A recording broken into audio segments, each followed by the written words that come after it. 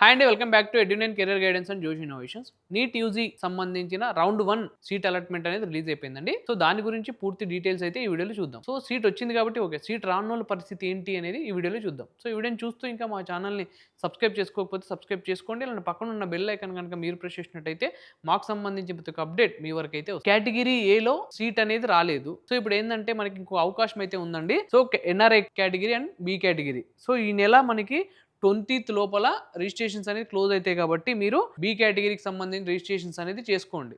ఓకేనా? ఎందుకంటే ఏ కేటగిరీకి సంబంధించిన రిజిస్ట్రేషన్స్ అనేది వాళ్ళు క్లోజ్ అయిపోయినాయి, సీట్ కూడా రాలేదు కాబట్టి మీకు ఉన్న ఆప్షన్ ఇది ఒకటే. చాలా మంది ఏ కేటగిరీ అంటే కేటగిరీ ఏలో మనకి కన్ఫామ్ గా సీట్ వస్తుంది, సో చేసుకోకపోవడం వల్ల మీకు మైనస్ అంటే సడన్ గైడెన్స్ లేకపోవడం వల్ల మీకు అలాంటి మిస్టేక్స్ అనేది జరిగాయండి. సరైన గైడెన్స్ ఉన్నట్టయితే కంపల్సరీ మీరు అనుకున్న కాలేజీలో సీట్ అనేది మీకు వస్తుంది అనమాట.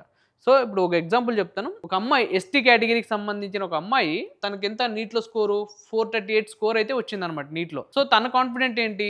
సో తనకు కంపల్సరీ ఆల్ ఇండియా కోటాలో సీట్ వస్తుంది అనే కాన్ఫిడెంట్తో తను స్టేట్ కోటాలో రిజిస్ట్రేషన్స్ అనేది చేసుకోలేదన్నమాట. ఓన్లీ ఆల్ ఇండియా కోటాలో రిజిస్ట్రేషన్ చేసుకోయింది కాబట్టి ఇప్పుడు తనకి సీట్ రాలేదు. సో ఇప్పుడు తనకి ఎటువంటి అవకాశం లేకుండా అయిపోయింది. కాబట్టి అలాంటి మిస్టేక్స్ మీరు చేయొద్దండి. కేటగిరీ బి అండ్ సిలో కూడా రిజిస్ట్రేషన్స్ అనేది చేసుకోండి. Dual registration state quota and all India కోటాలో మీరు కనుక రిజిస్ట్రేషన్ చేసుకున్నట్టయితే మీకు స్టేట్ కోటాలో 85% రిజర్వేషన్ ఉంది కాబట్టి కంపల్సరీ స్టేట్ కోటాలో మంచి గవర్నమెంట్ కాలేజెస్లో మీకు సీట్ అనేది వస్తుందన్నమాట. సో అలా లేదు, ఓన్లీ మీకున్న గవర్నమెంట్ ఆల్ ఇండియా కోటాలో చేసుకోవడం వల్ల ఒక రిజిస్ట్రేషన్ సింగిల్ రిజిస్ట్రేషన్ వల్ల సో ఇలాంటి చాలా డ్రాబ్యాక్స్ అయితే ఉంటాయండి. సో కాబట్టి సరైన గైడెన్స్ని మీరు యూస్ చేసుకున్నట్టయితే సో ఆ గైడెన్స్ ద్వారా మీకు మంచి కాలేజ్లో మంచి సీట్ అనేది వస్తుందన్నమాట.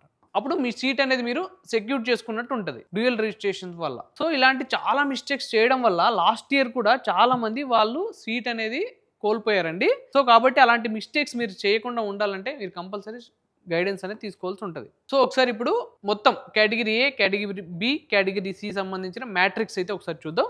సో కేటగిరీ ఏలో కన్వీనర్ కోటా అండి. ఇప్పుడు దానికి సంబంధించిన సీట్ అయితే రాలేదు. ఓకే, ఇప్పుడు నెక్స్ట్ మనకు ఆప్షన్ ఏముంది? కేటగిరీ బిలో మేనేజ్మెంట్ కోటా. ఆన్లైన్ రిజిస్ట్రేషన్స్ అనేది 20 వరకు టైం ఉంది కాబట్టి ఈ లోటు మీరు రిజిస్ట్రేషన్స్ అనేది చేయండి. ఎన్ఆర్ఐ కోటాకు కూడా మనకు 20 వరకు టైం ఉంది కాబట్టి మీరు రిజిస్ట్రేషన్స్ అనేది చేసుకోండి.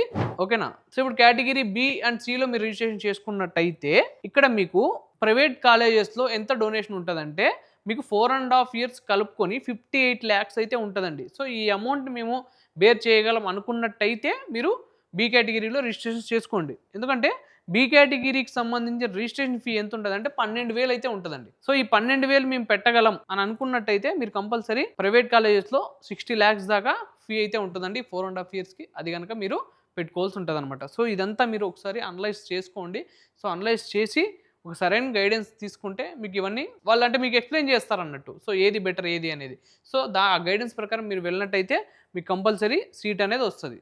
ఓకేనా? సో మనకు వచ్చిన స్కోర్ని బట్టి కంపల్సరీ మనకి ఈ కోటాలో సీట్ వస్తుందని మనం అంచనా అయితే వేయలేమండి. సో అలా అంచనా వేసినట్టయితే మనం కంపల్సరీ సీట్ కోల్పోయే ఛాన్స్ అయితే ఎక్కువ ఉంటుందన్నమాట. కాబట్టి అట్లా అంచనా వేయద్దండి. ఎందుకంటే ఒక మార్క్ అటు ఒక మార్క్ ఇటు ఉండొచ్చు కాబట్టి అంచనాస్ అయితే వేయద్దండి. ఇప్పుడు ఏ కేటగిరీలో మనకి సీట్ అనేది రాలేదు, సో ఏం చేస్తాం? Category be compulsory dual registration అనేది ఇంపార్టెంట్. ఫస్ట్ మీరు స్టేట్ కోటాకు సంబంధించిన government colleges and private colleges ఏవైతే ఉన్నాయో సో వాటికి ఫస్ట్ ప్రిఫరెన్స్ ఇవ్వండి. సో దాని తర్వాత మీరు ఆల్ ఇండియా కోటాకి వెళ్తే సరిపోతుంది అనమాట. ఓకేనా? ఎందుకంటే అక్కడ 15% రిజర్వేషన్ ఉంటుంది కాబట్టి మీకు తక్కువ ఛాన్సెస్ ఉంటాయి సీట్ రావడానికి.